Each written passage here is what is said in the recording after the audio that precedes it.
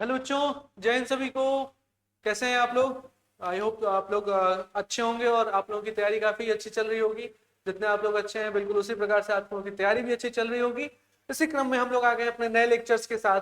और जो बच्चे नए जुड़ रहे हैं उनके लिए कुछ छोटी सी इन्फॉर्मेशन है कि जो हमारा सीयूईटी है वो दोनों ही मोड में स्टार्ट हो चुका है। सीयूईटी का जो बैच है वो ऑफलाइन और ऑनलाइन दोनों ही मोड में स्टार्ट हो चुका है।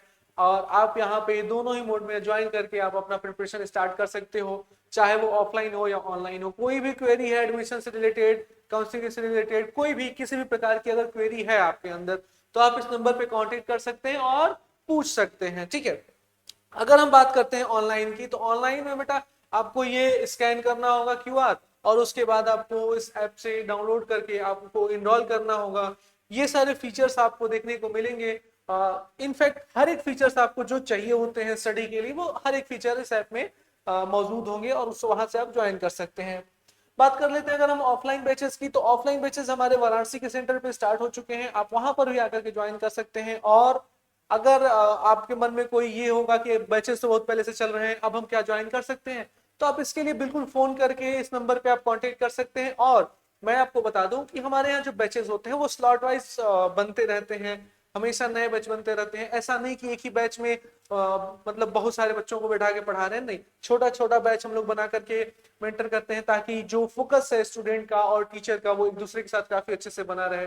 तो इस बात को ध्यान में रखते हुए हम लोग काफी छोटा बैच बनाते हैं। तो आप कभी भी बैच को ज्वाइन करें, हाँ ज्वाइन कर लीजिए, और अब लेट ना करिए। ठीक है, अब लेट करेंगे तो फिर मुश्किल होगी, क्योंकि अब समय नहीं बचा आप लोगों के पास।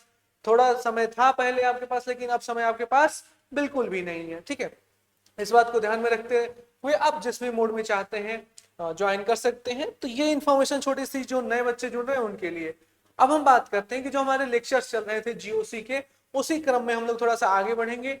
अभी तक जो हम लोगों ने बातें की हैं, चाहे जैसे भी हम लोगों ने इंटरमीडिएट की बात की हो, चाहे हम लोगों ने रिएक्शन मैकेनिज्म की बात की हो, अभी फिलहाल हम लोग जब वहां से आगे बढ़ते हैं तो कुछ इंटरमीडिएट हम लोगों को पढ़ने बाकी रह गए थे, या फिर हम ऐसे कह सकते हैं कि जो रिएक्शन इंटरमीडिएट है वो टॉपिक आज हम लोग पढ़ेंगे। ठीक है, स्टार्ट करते हैं। अगर हम लोग बात करते हैं रिएक्शन इंटरमीडिएट से, तो पहले से आप लोग जानते हो, जब मैं क्लासिफिकेशन बता रहा था तो वहां पे बताया था कि रिएक्शन इंटरमीडिएट भी काफी इंपॉर्टेंट चीजें होती हैं। इन्हीं रिएक्शन इंटरमीडिएट के थ्रू रिएक्शन आगे बढ़ता है और हमारा प्रोडक्ट का फॉर्मेशन होता है। तो कुछ ऐसे हमारे पास में क्या बोलते हैं उसको, रिएक्शन इंटरमीडिएट्स हैं, रिएक्शन इंटरमीडिएट्स हैं जिन्हें हमें पढ़ने हैं, जिसमें सबसे पहला नाम आता है किसका, कार्बोकेटाइन का। ठीक है, कार्बोकेटाइन का नाम आता है सबसे पहला, हमारा रिएक्शन इंटरमीडिएट निकल के आता है। दूसरा जो है वो आता है कार्बोएनाइन। ठीक है, कार्बोएनाइन। और जो तीसरा हमारा रिएक्शन इंटरमीडिएट जो हमें पढ़ना है वो है हमारा फ्री रेडिकल। तो इन्हीं तीन रिएक्शन इंटरमीडिएट के बारे में हमें पढ़ना है, इनकी स्टेबिलिटी देखनी है। तो चूंकि स्टेबिलिटी हम लोग इसलिए देखते हैं क्योंकि स्टेबिलिटी के बेसिस पे ही रिएक्शन प्रोसीड करती है। जो जितना अच्छे से स्टेबल होगा उसके भी रिएक्शंस उस तरीके से होंगे। ठीक है, तो चाहे वो कार्बोकेटाइन हो, चाहे वो कार्बेनाइन हो, चाहे वो फ्री रेडिकल हो, ठीक है, हर एक चीज को हम लोग अच्छे से समझेंगे। कोई दिक्कत, कोई परेशानी, कोई समस्या, बैठ जाओ, कॉपी पेन ले लो, और बिल्कुल भी मस्ती मजाक नहीं। ठीक है, सीरियस होके पढ़ना है। हाँ, सीरियस होके इसका मतलब ये नहीं कि आप पूरा मतलब ऐसे फोकस्ड होंगे कि उसी में घुस गए, ठीक है, और जैसे बाहर निकले वो खत्म हो गया, नहीं, ऐसा नहीं करना है। ऐसे पढ़ना है कि हम अभी पढ़े, सीखे, और जब हम दोबारा रिवाइज करने जाए तो एटलीस्ट हमको याद रहे कि नहीं हमने क्या पढ़ा था। ठीक है, ऐसा नहीं है कि कुछ भी पढ़े जा रहे हैं और फिर जैसे उसको रखे वो भूल गया। बहुत बच्चों का ऐसा होता है कि सर इतना फोकस करके पढ़े ना कि उसी में रह गए, जैसे वहां से बाहर आए वो चीजें वहीं छूट गई। ठीक है, तो ऐसा नहीं करना है। चलिए, तो हम लोग आगे बढ़ते हैं, स्टार्ट करते हैं। सबसे पहले कार्ब कैटायन से हम लोग स्टार्ट करेंगे और देखेंगे कि भाई हमारा कार्ब कैटायन क्या कह रहा है। रिएक्शन इंटरमीडिएट में सबसे पहला हमारा कार्ब कैटायन है। ठीक है, सबसे पहले हमारा कार्ब कैटायन है। होता क्या है भाई कार्बोकेटायन? ठीक है, कार्बोकेटायन होता क्या है? तो सबसे पहले तो ये हमारा एक रिएक्शन इंटरमीडिएट है। कुछ नहीं आता तो हम तो इतना कह ही सकते हैं ना कि ये भाई रिएक्शन इंटरमीडिएट है, रिएक्शन इंटरमीडिएट है। और अगर हम बात करें कि ये कैसा रिएक्शन इंटरमीडिएट है, ठीक है, तो ऐसा reaction intermediate, the carbon in which, या फिर ऐसे कर लेंगे the carbon compound in which, ठीक है, positive charge is present on carbon atom, अरे ये क्यों इधर उधर हो गया, ऑन कार्बन एटम,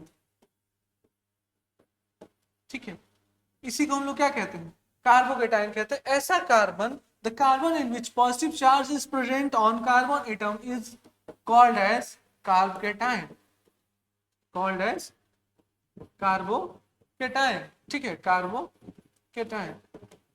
क्या हुआ भाई, कुछ दिक्कत हुआ क्या? कार्बोकेटाइन, अच्छा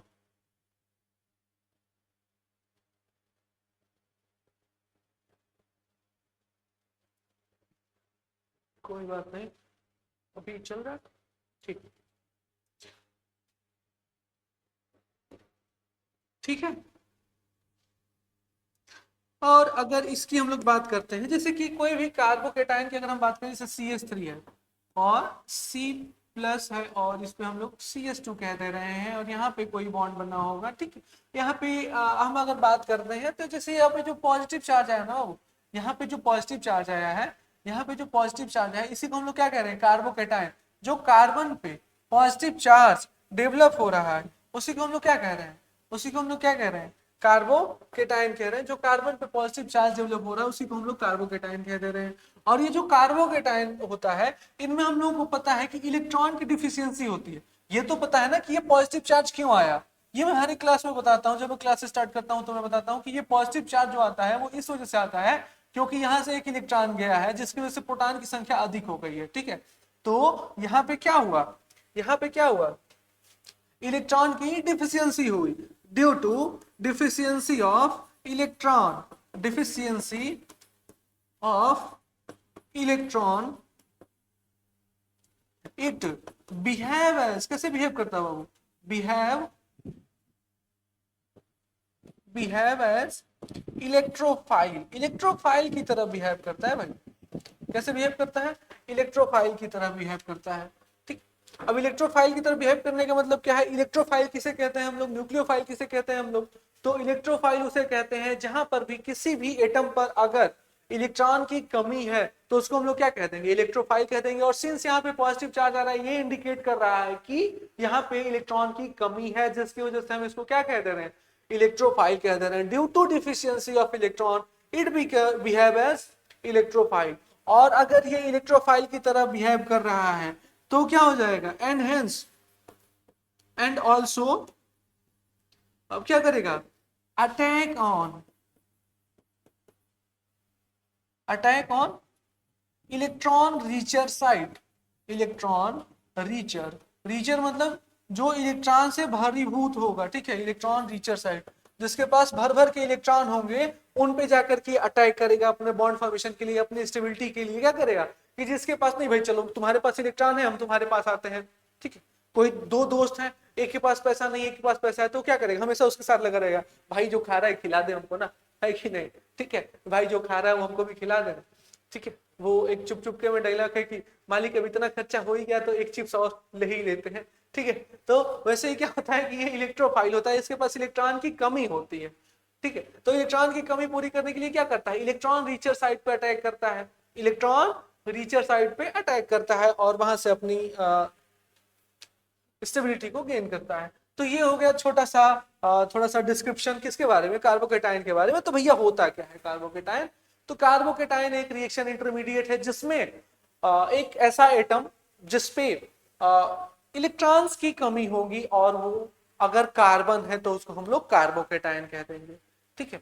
ऐसा कार्बन एटम जिसपे पॉजिटिव चार्ज डेवलप हो रहा है just because of electron deficiency, electron की कमी से वहां पे पॉजिटिव चार्ज डेवलप हो रहा है और वो चार्ज अगर कार्बन पे है तो उसको हम लोग कार्बोकेटाइन कहेंगे। और चूंकि ये कार्बन पे पॉजिटिव चार्ज है तो ये बिहेव करेगा इलेक्ट्रोफाइल की तरह, और अगर इलेक्ट्रोफाइल की तरह बिहेव कर रहा है तो ये किस पे अटैक करेगा, इलेक्ट्रॉन रीचर साइट पे। उसी को हम लोग न्यूक्लियोफाइल भी कह देते हैं, क्या कह देते हैं, न्यूक्लियोफाइल कह देते हैं बाबू, उसी को हम लोग न्यूक्लियोफाइल भी कह देते हैं, ठीक है, उसी को हम लोग न्यूक्लियोफाइल कह देते हैं। ठीक, इतनी चीजें समझ में आई।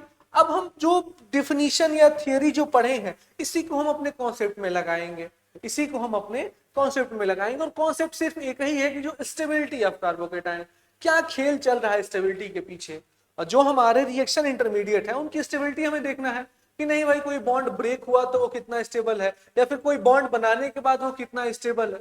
ठीक है, तो उसी सारी चीजों को हम लोगों को देखने के लिए सबसे पहले हमें जानना होगा स्टेबिलिटी ऑफ कार्बोकेटाइन।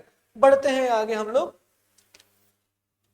ठीक है, स्टेबिलिटी ऑफ कार्बोकेटाइन। ठीक है,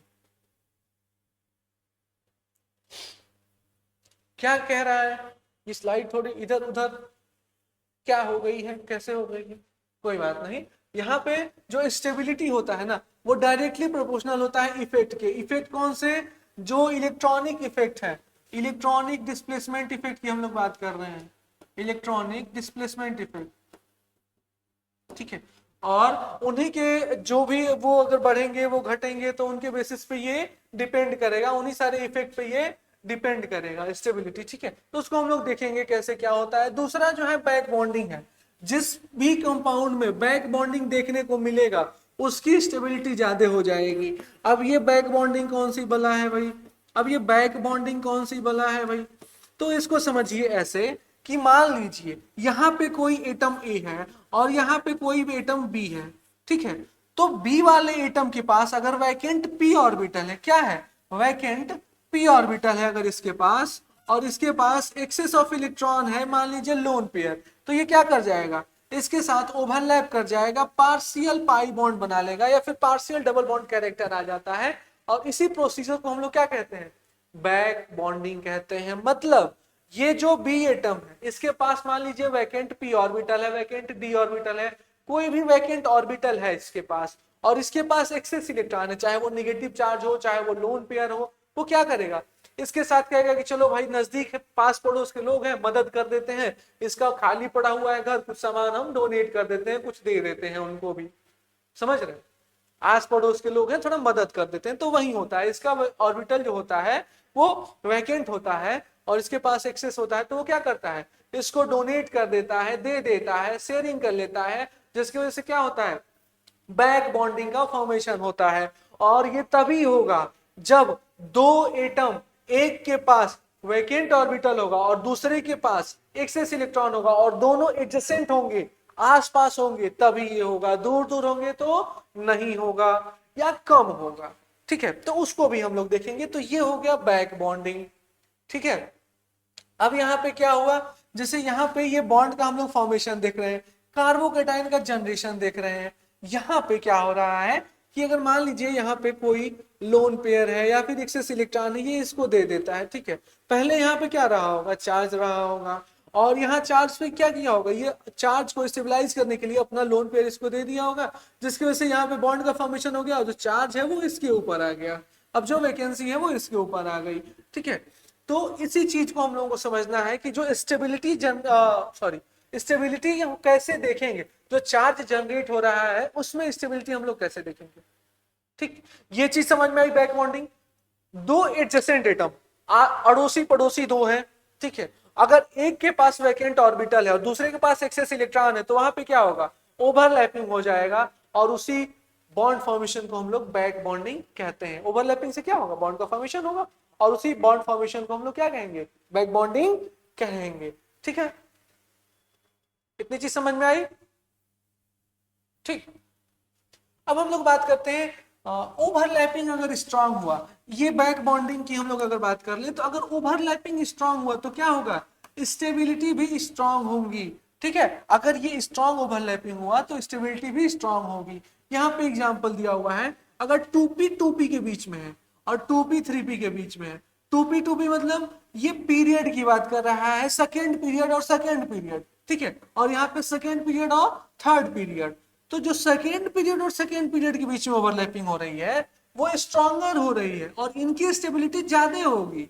ठीक है, ओवरलैपिंग स्ट्रॉन्ग तो स्टेबिलिटी स्ट्रॉन्ग, ओवरलैपिंग कमजोर, क्योंकि ये सेकेंड पीरियड में है और ये थर्ड पीरियड में एटम है।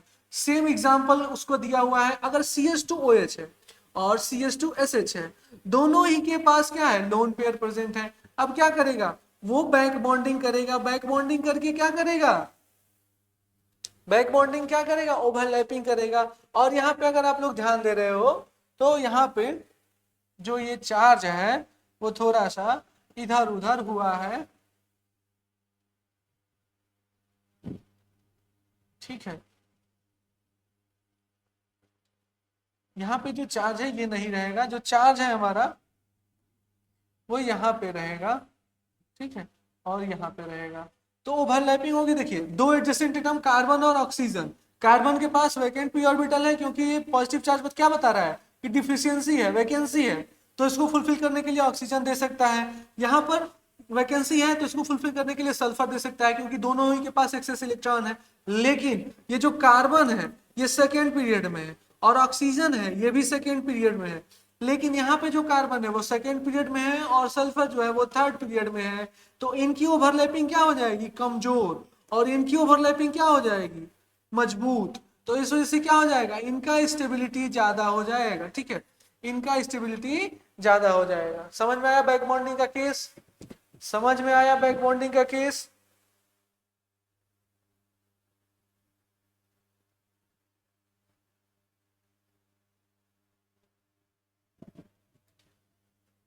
ठीक है, समझ में आया बैक बॉन्डिंग का केस। अब अगर हम इफेक्ट की बात कर लेते हैं, ये तो बैक बॉन्डिंग का केस हम लोगों ने समझ लिया। अगर हम लोग इफेक्ट की बात कर लेते हैं, किसकी बात करते हैं बाबू, इफेक्ट की बात करते हैं, तो इफेक्ट के केस में ना जितने भी हम लोग इलेक्ट्रॉनिक डिस्प्लेसमेंट इफेक्ट पढ़े हैं, इलेक्ट्रॉनिक डिस्प्लेसमेंट इफेक्ट जितने भी हम लोग पढ़े हैं, ठीक है, उनमें कुछ प्रियोरिटी हम लोगों को देखना होता है कि सबसे पहले किसको कंसीडर करेंगे। तो सबसे पहले हम लोग एरोमेटिक कंपाउंड को कंसीडर करते हैं। अगर कोई एरोमेटिक है और वहां पे कोई और इंडक्टिव इफेक्ट भी लग रहा है तो सबसे ज्यादा हम लोग किसको कंसीडर करेंगे, एरोमेटिक कंपाउंड को कंसीडर करेंगे। वो क्या होता है हम लोग एग्जांपल से समझेंगे। उसके बाद जो होता है वो होता है रेजोनेंस या फिर मेसोमेरिक इफेक्ट, उसके बाद हाइपर कंजुगेशन और उसके बाद आता है हमारा इंडक्टिव इफेक्ट, ठीक है। इसको समझ लीजिएगा, मैं हर एक क्लास में पहले भी बताया हूं कि क्या होता है, कैसे होता है, और मैं एक्सप्लेन भी करूंगा जब क्वेश्चन आएगा, एग्जांपल आएगा तो, कि नहीं भाई वहां पे कौन सा केस हो रहा है और ये सेटिस्फाई कैसे हो रहा है, ये जो रूल है वो सेटिस्फाई कैसे हो रहा है, ये एम है, ठीक है, मेसोमेरिक इफेक्ट या रेजोनेंस इफेक्ट, ठीक है।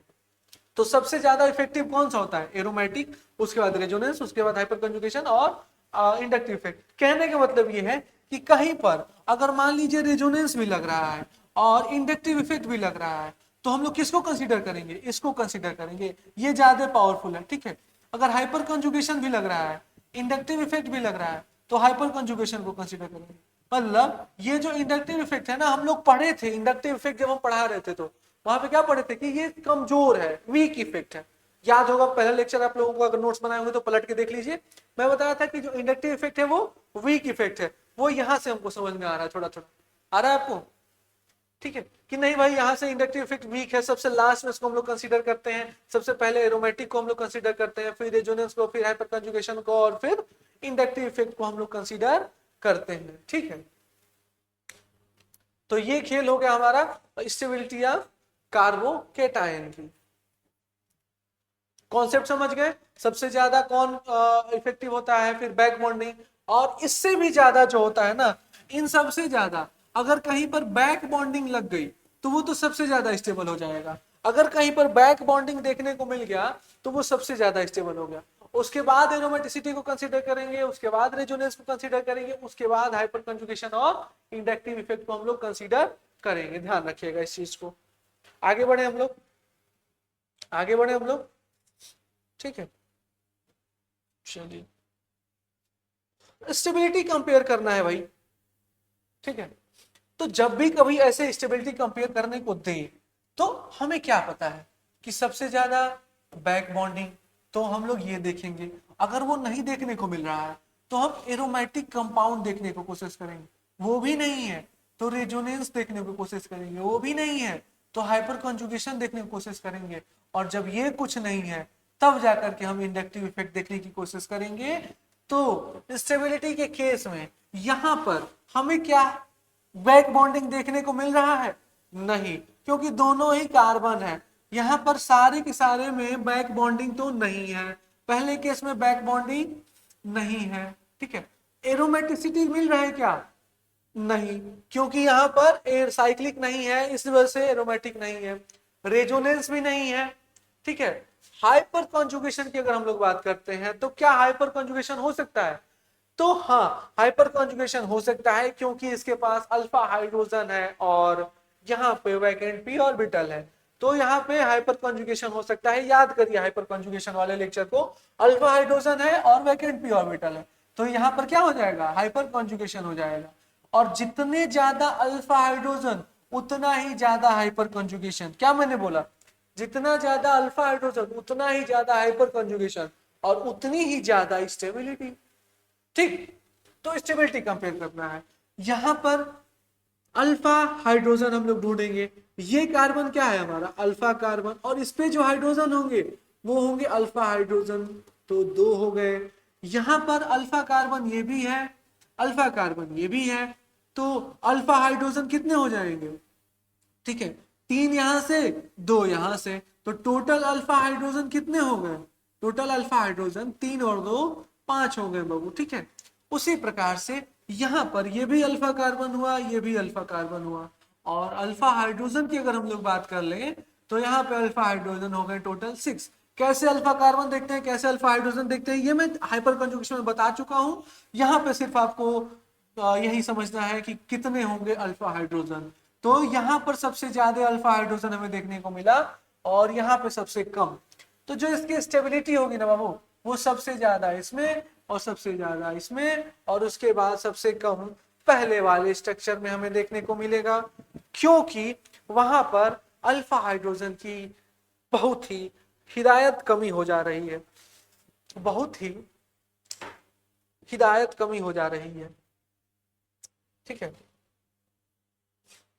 बहुत ही कमियों के साथ जीना पड़ रहा है उसको, इस वजह से उसको क्या हो रहा है, उसको कम स्टेबल देखा जा रहा है। कमियां जिसके में है वो कम ही ना स्टेबल रहेगा जी, है है कि नहीं? तो कमी जिसके अंदर है, चाहे वो पैसे की हो, चाहे वो संस्कार की हो, चाहे वो धन दौलत की हो, ठीक है, तो कमी है तो वो कम स्टेबल है। ठीक है। और जो ज्यादा स्टेबल है उनके पास ज्यादा अल्फा हाइड्रोजन है, ठीक है, ज्यादा है उनके पास ज्यादा अल्फा हाइड्रोजन है। आगे बढ़ते हैं हम लोग, इसमें देखते हैं क्या अभी बैक बॉन्डिंग नहीं, बैक बॉन्डिंग नहीं है, एरोमेटिक नहीं है, रेजोनेंस नहीं है, वापस हम वहीं पे आ गए। तो alpha carbon alpha carbon, alpha hydrogen कितने हो गए बाबू? 6। यहाँ पे alpha carbon alpha carbon, alpha hydrogen कितने हो जाएंगे? तीन एक चार, अल्फा हाइड्रोजन 4। यहाँ पे कितने हो जाएंगे? तीन तीन 6 और 2 8, ठीक है। अल्फा हाइड्रोजन कितने हो गए? 8 हो गए। और यहाँ पे कितने हुए? 4 हुए। यहाँ पे कितने हो गए? 6 हुए। अरे नहीं नहीं नहीं, यहाँ पे 6 कैसे हो गए? गड़बड़। यहाँ पे अल्फा हाइड्रोजन कितने हुए? ये ना हुआ अल्फा कार्बन हमारा, और इसके पास तो एक ही हाइड्रोजन है भाई, एक ही है, ठीक है। तो सबसे ज्यादा स्टेबल कौन हुआ? ये वाला, उसके बाद ये वाला, ठीक है, और उसके बाद ये वाला सबसे कम ये, ठीक। कोई समस्या, कोई परेशानी, कोई घटना, कोई दुर्घटना नहीं ना? चलिए आगे बढ़ते हैं। ये वाला क्वेश्चन अटेम्प्ट करने की कोशिश करिए, ये वाला क्वेश्चन अटेम्प्ट करने की कोशिश करिए भाई। हमें तो इसमें कुछ और देखने को मिल रहा है। अब बैक बॉन्डिंग अगर आपको देखने को मिल रहा है तो ठीक है, नहीं देखने को मिल रहा है तो मुझे तो देखने को मिल रहा है। मैं क्या बोला था, कोई भी एडजेसेंट एटम, तो यहाँ पे बैक बॉन्डिंग नहीं है, यहाँ पर भी बैक बॉन्डिंग नहीं है, लेकिन यहाँ पर हमें बैक बॉन्डिंग देखने को मिल रहा है। क्यों? क्योंकि ये दोनों ऑक्सीजन और कार्बन एडजेसेंट है, पड़ोसी है, और कार्बन पे पॉजिटिव चार्ज है। कार्बन पे पॉजिटिव चार्ज मतलब वो कमजोर है, उसके पास वैकेंट पी ऑर्बिटल है, वैकेंट पी ऑर्बिटल है, तो ये क्या करेगा? ऑक्सीजन अपने इलेक्ट्रॉन्स को उसको देगा, जिसकी वजह से पार्शियल पाई बॉन्ड का करेक्टर आएगा, और इस पूरे प्रोसेस को हम लोग क्या कह देंगे? Back bonding. और इसी से जनरेट होता है बैक बॉन्डिंग स्टेबिलिटी। तो ये भाई साहब हो गए सबसे ज्यादा स्टेबल। अब आता है सवाल इन दोनों के बीच में कि चलो भाई तुम दोनों बताओ। तो पॉजिटिव चार्ज है, पॉजिटिव चार्ज है, और ये ऑक्सीजन लगा हुआ है, ऑक्सीजन और आर मतलब ऑक्सीजन और कार्बन, ठीक है, इसको हम लोग OR ग्रुप मान लेते हैं, तो ये क्या लगाता है, -I इफेक्ट लगाता है, ठीक है। लेकिन इन दोनों में अब हम देखेंगे -I इफेक्ट, ये भी -I लगा रहा है, ये भी -I लगा रहा है, ठीक। इसका जो -I है वो ज्यादा होगा, क्यों ज्यादा होगा, क्योंकि ये ऑक्सीजन के करीब है, जो ये चार्ज है वो ऑक्सीजन के करीब है, मतलब नजदीक है, ये डिस्टेंस में दूर हो जा रहा है, तो इसका जो -I होगा वो कमजोर होगा के बजाय इसके -I, मतलब इसका -I कम तो +I ज्यादा, या फिर ऐसे कह सकते हैं -I कम तो कार्बोकेटाइन की स्टेबिलिटी ज्यादा, क्योंकि हम लोग पढ़े हैं जो कार्बोकेटाइन की स्टेबिलिटी होती है, कार्बोकेटाइन की स्टेबिलिटी होती है वो, कार्बोकेटाइन की जो स्टेबिलिटी होती है उसको यहाँ पे हम लोग समझ ही लेते हैं पहले, वो डायरेक्टली प्रोपोर्शनल होती है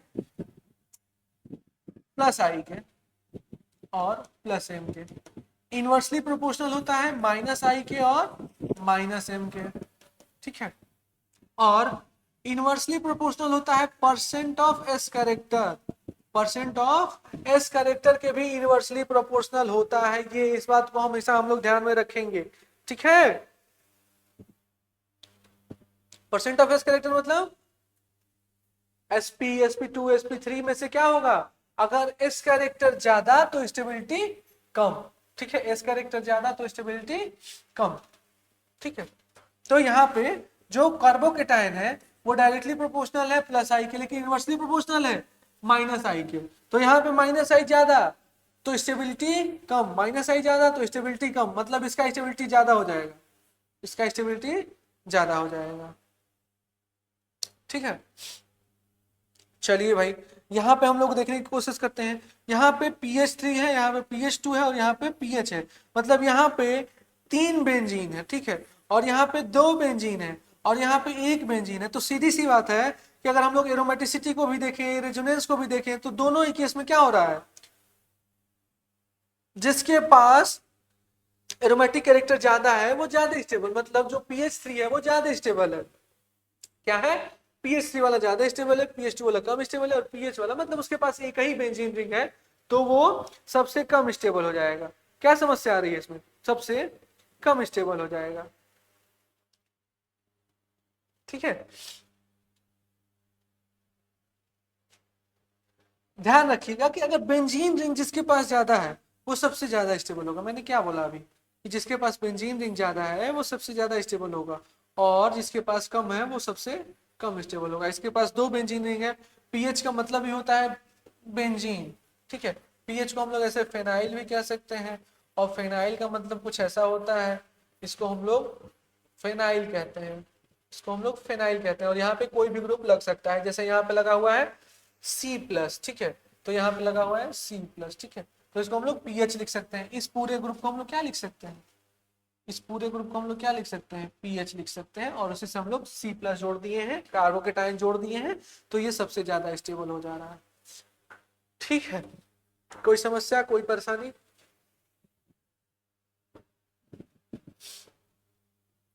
इसको ध्यान में रखेंगे, इससे आप लोग अपना क्वेश्चन आसानी से कर पाएंगे, समझ पाएंगे।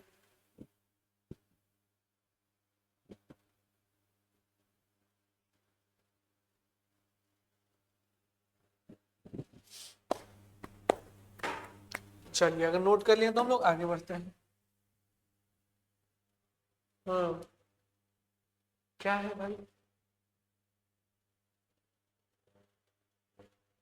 चलिए पहले वाले केस में क्या आप लोगों को कुछ देखने को मिल रहा है बैक बॉन्डिंग टाइप का, नहीं, एरोमेटिसिटी नहीं, रेजोनेंस नहीं, मेजोमेरिक नहीं, हाइपर कंजुगेशन, तो हाँ हाइपर कंजुगेशन तो देखने को मिल रहा है, इन दोनों में तो हाइपर कंजुगेशन देखने को मिल रहा है, और इनमें वो भी नहीं है, तो ये तो सबसे कम स्टेबल हो जाएगा।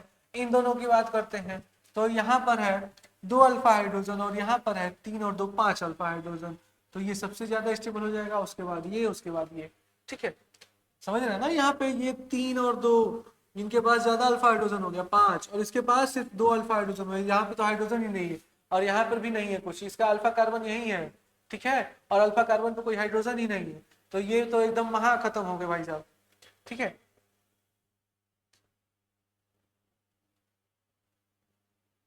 चलिए इस क्वेश्चन को करते हैं भाई। इस क्वेश्चन में काफी छोटा सा एक अनुभव आप लोगों का लगा हुआ है। अगर पिछली क्लासेस किए होंगे तो उस अनुभव से आप इसको कर पाएंगे, अगर नहीं किए होंगे तब तो फिर बड़ा ही मुश्किल हो जाएगा। ठीक है, यहाँ पे अब अगर हम लोग देखें बैक बॉन्डिंग, तो क्या बैक बॉन्डिंग हो रहा है? क्या बैक बॉन्डिंग तो नहीं होगा। एरोमेटिसिटी की अगर हम लोग बात करते हैं तो ये साइक्लिक है। रेजोनेंस भी थोड़ा बहुत हो रहा है इसमें, लेकिन ये कंपाउंड प्लेनर हो जा रहा है तो एरोमेटिसिटी तो नहीं है। यहाँ पर ये भी प्लेनर हो सॉरी नॉन प्लेनर हो जा रहा है ना, sp3 हो जा रहा है यहाँ पे। ठीक है, यहाँ पर भी sp3 हो जा रहा है, तो ये भी नॉन प्लेनर हो जा रहा है, जिसकी वजह से क्या हो जाएगा, ये भी एरोमेटिक नहीं होगा। लेकिन ये जो हमारा कंपाउंड है ये एरोमेटिक देखने को मिल रहा है, जिसकी वजह से इस वाले कार्बोकेटाइन की स्टेबिलिटी सबसे ज्यादा हो जाएगी, क्योंकि ये जो सिस्टम है वो एरोमेटिक हो गया। चलिए एक तो हम लोग निकाल पाए। दूसरे की अगर हम लोग बात करते हैं तो इन दोनों में हम लोग क्या देखेंगे भाई, एरोमेटिसिटी है नहीं, रेजोनेंस, बैक बॉन्डिंग नहीं है, रेजोन एरोमेटिक नहीं है, रेजोनेंस देख रहे हैं हम लोग। तो रेजोनेंस कुछ तो कर रहा है, ये वाला भी रेजोनेंस कर रहा है। तो क्या कर रहा है भाई, हाँ देखिए यहाँ पे ज्यादा रेजोनेंस होगा। ठीक है, यहाँ पे ज्यादा रेजोनेंस होगा। क्यों? क्योंकि मैं बताया था जब रेजोनेंस पढ़ा रहा था तब भी और लास्ट क्लास में भी कि एक्सटेंट ऑफ पाई बॉन्ड ज्यादा है, मतलब नंबर ऑफ पाई इलेक्ट्रॉन ज्यादा है। तो जिसमें नंबर ऑफ पाई इलेक्ट्रॉन ज्यादा उसका एक्सटेंट ऑफ रेजोनेंस ज्यादा, मतलब इसमें रेजोनेंस ज्यादा होगा। क्यों? क्योंकि ये अल्टरनेट पाई बॉन्ड की संख्या इसमें ज्यादा है, 1 2, और इसमें सिर्फ 1 है, तो इसका जो रेजोनेंस होगा वो ज्यादा होगा, इसका रेजोनेंस कम होगा। यहां पे हम लोग लिख सकते हैं लेस रेजोनेंस इस केस में, और इस केस में हम लोग क्या लिख सकते हैं, मोर रेजोनेंस। ठीक है, तो इस वजह से ये ज्यादा स्टेबल हो गया। पहला वाला तो एरोमेटिक होकर के आगे बढ़ गया, वो तो किसी के पकड़ में ही नहीं आएगा भाई, वो स्प्रिंटर है, मार गया स्प्रिंट। ठीक है, इन दोनों के केस में क्या हो रहा है कि ये भाई साहब थोड़ा सा पहुंच रहे हैं एरोमेटिक की तरफ, दौड़ दौड़ के रेजोनेंस कर रहे हैं। ठीक है, और थोड़ा ज्यादा रेजोनेंस कर ले रहे हैं इसके बजाय, तो ये क्या हो गया, थोड़ा ज्यादा स्टेबल हो गया। ठीक है, ये मेहनत कर रहे हैं जैसे आप लोग कर रहे हैं, तो कुछ कोई एकदम बढ़िया से मेहनत किया निकल गया, और कोई एकदम मेहनत करके बॉर्डर पे फंस गया, तो उसकी भी मेहनत कंसीडर की जाएगी। तो यहाँ पे इनका मेहनत कंसीडर किया जा रहा है, थोड़ा ये ज्यादा स्टेबल हो रहे हैं, लेकिन किससे, सिर्फ इससे। लेकिन इसके टक्कर में नहीं है भाई साहब, क्योंकि ये तो एरोमेटिक हो गया है, वो कट ऑफ क्वालिफाई कर लिया है। ठीक है, वो कट ऑफ क्वालिफाई कर लिया है। चलिए लास्ट वाले क्वेश्चन में, जो इसके पहले वाले लेक्चर हुए थे एरोमेटिसिटी, उससे पहले मैंने एक पढ़ाया था SIR, उससे थोड़ा सा रिलेटेड है, हिंट में दे दिया हूं। अगर आप लोग कर पाए तो बेटर है, नहीं कर पाए तो मैं तो हूं ही बताने के लिए, करिए इसको। ठीक है, चलिए भाई।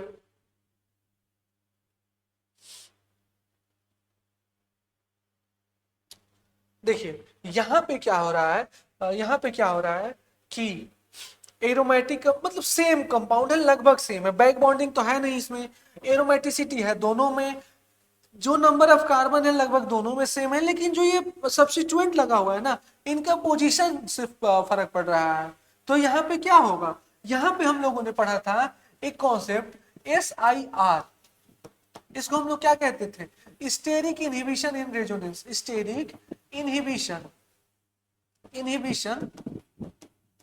इन रेजोनेंस। रेजोनेंस में स्टेरिक इनहिबिशन भाई साहब, रेजोनेंस। ठीक है, अब यहाँ पे क्या हो रहा है, यहाँ पे जो स्टेरिक इनहिबिशन है वो लग रहा है। क्यों लग रहा है? क्योंकि इसके ऑर्थो पोजीशन पे ऐसा ग्रुप लगा हुआ है जो SIR लगा रहा है, SIR लगा रहा है, तो इसमें SIR लग जा रहा है, स्टेरिक इनहिबिशन हो जा रहा है, और इसमें नो SIR हो जा रहा है, क्योंकि ये इसके मेटा पोजीशन पे है। और SIR में हम लोगों ने पढ़ा था कि ऑर्थो पोजीशन पर अगर कोई ग्रुप लग करके SIR लगा रहा है तभी SIR लगेगा, और अगर ऑर्थो पोजीशन पे नहीं है तो SIR नहीं लगेगा, चाहे वो कोई भी कोई भी ग्रुप हो। ठीक है, इतनी चीज हम लोग समझे थे पहले। तो अगर हम लोग यहाँ पे बात करते हैं किसका, SIR और नो SIR, यहाँ पे तो यहाँ पे नो SIR, अगर यहाँ पे स्टेरिक इनहिबिशन हो रहा है तो कहीं ना कहीं रेजोनेंस में फर्क डाल रहा है, तो रेजोनेंस की कमी हो जाएगी यहाँ पे, और यहाँ पे SIR नहीं हो रहा है तो इसमें थोड़ा सा ज्यादा रेजोनेंस हो जाएगा, इसमें थोड़ा सा ज्यादा रेजोनेंस हो गया, और थोड़ा सा ज्यादा रेजोनेंस होने की वजह से ये क्या हो गया, थोड़ा सा ज्यादा स्टेबल हो गया। तो ये ज्यादा स्टेबल हो जाएगा बजाय पहले वाले की। चीजें समझ में आई? मुद्दा क्लियर हुआ? कहीं पर हाइपोर कंजुगेशन हम लोग कंसीडर कर रहे हैं, कहीं पर एरोमेटिसिटी कंसीडर कर रहे हैं, कहीं पर बैक बॉन्डिंग कंसीडर कर रहे हैं। तो क्या कंसीडर करना है और कैसे कंसीडर करना है, ये हम लोगों को देखना है। अभी हम लोगों ने क्या देखा कि सबसे ज्यादा बैक बॉन्डिंग, उसके बाद एरोमेटिसिटी, उसके बाद रेजोनेंस, उसके बाद हाइपर कंजुगेशन, उसके बाद इंडक्टिव इफेक्ट। तो अगर कहीं पर हमें बैक बॉन्डिंग देखने को मिल गया तो वो बैक बॉन्डिंग से स्टेबल हो जाएगा। कहीं पे हमें एरोमेटिक देखने को मिल गया, बैक बॉन्डिंग नहीं है, तो वो सबसे ज्यादा स्टेबल हो जाएगा। ठीक है, उसके बाद कहीं रेजोनेंस आएगा, उसके बाद कहीं यहाँ पे रेजोनेंस आ रहा है। ठीक है, तो यही चीजें ये कह रहा है, कहाँ गया, यही चीजें ये कह रहा है कि सबसे पहले बैक बॉन्डिंग देखेंगे, उसके बाद एरोमेटिसिटी, उसके बाद रेजोनेंस, उसके बाद हाइपरकंजक्शन, उसके बाद इंडक्टिव इफेक्ट। अब अगर हम लोग बात करते हैं, ये प्लस आई और माइनस आई का भी एक हम लोगों ने देख लिया था। परसेंट एस कैरेक्टर हाइब्रिडाइजेशन का जो केस है, हाइब्रिडाइजेशन का जो केस है, हाई क्या हो गया, जो हाइब्रिडाइजेशन का केस है, स्पेलिंग हाइब्रिडाइजेशन, यहाँ पे कहीं एस लगता है, कहीं जेड लगता है, आप लोग देख लीजिएगा अपने हिसाब से, मैं दोनों बना दिया। ठीक है, तो जो आपको लगाना हो लगा लेना। तो इसके लिए अगर हम लोग एग्जाम्पल की बात करें तो जगह बचा है क्या यहाँ पे, चलिए एक नई स्लाइड ले लेते हैं और कार्बोकेटाइन का एक नया थोड़ा सा पढ़ लेते हैं हम लोग। जो हाइब्रिडाइजेशन का इफेक्ट था कार्बोकेटाइन स्टेबिलिटी में हम लोग पढ़ रहे थे, स्टेबिलिटी में inversely proportional two percent S character. अब ये एस कैरेक्टर का मतलब क्या है कि जैसे मान लीजिए सी ट्रिपल बॉन्ड सी है, एच है, एच है, चलिए आगे बढ़ती है, C H two double bond C H two, उसके बाद जो है हमारा सी एच थ्री और सी एच थ्री है, inversely proportional to S character. अब अगर हम लोग इसकी बात करते हैं, तो अगर हम हाइब्रिडाइजेशन की बात करते हैं, अगर हाइब्रिडाइजेशन निकालने की बात हो, तो पहले वाले का हाइब्रिडाइजेशन क्या आएगा, sp आएगा, पहले वाले का हाइब्रिडाइजेशन क्या आएगा, sp आएगा, दूसरे वाले का क्या आएगा, sp2 आएगा, तीसरे वाले में sp3 आएगा। ये तो एकदम लल्लू पल्लू सा सवाल हो गया, लल्लू पल्लू सा सवाल हो गया। क्या हो गया, ये हो गया sp, ये हो गया sp2 और ये हो गया sp3। ये तो हाइब्रिडाइजेशन तो हम लोग जन्मों जन्मांतर से निकालते हुए आ रहे हैं, इसमें तो कोई खेल है ही नहीं। अब खेल शुरू होता है कि परसेंट ऑफ एस कैरेक्टर के इनवर्सली प्रोपोर्शनल। तो यहाँ पे जो एस कैरेक्टर का परसेंटेज है वो है 50%। अरे भाई साहब, यहाँ पे जो होता है, यहाँ पे जो होता है वो कितना होता है, अरे sp2 3 डिवाइडेड बाय, मतलब 100 को डिवाइड कर देंगे 3 से, जितना आएगा वो इसका परसेंटेज होता है। यहाँ पे सबसे कम होता है 33%। ठीक है, तो इसको कैलकुलेट करके निकालो आप लोग। ठीक है, कितना आएगा, आप सब ये भी नहीं कर पा रहे हो तो एकदम वो कॉपी किताब बंद करो और पहले जाओ 9-10 पढ़ के आओ।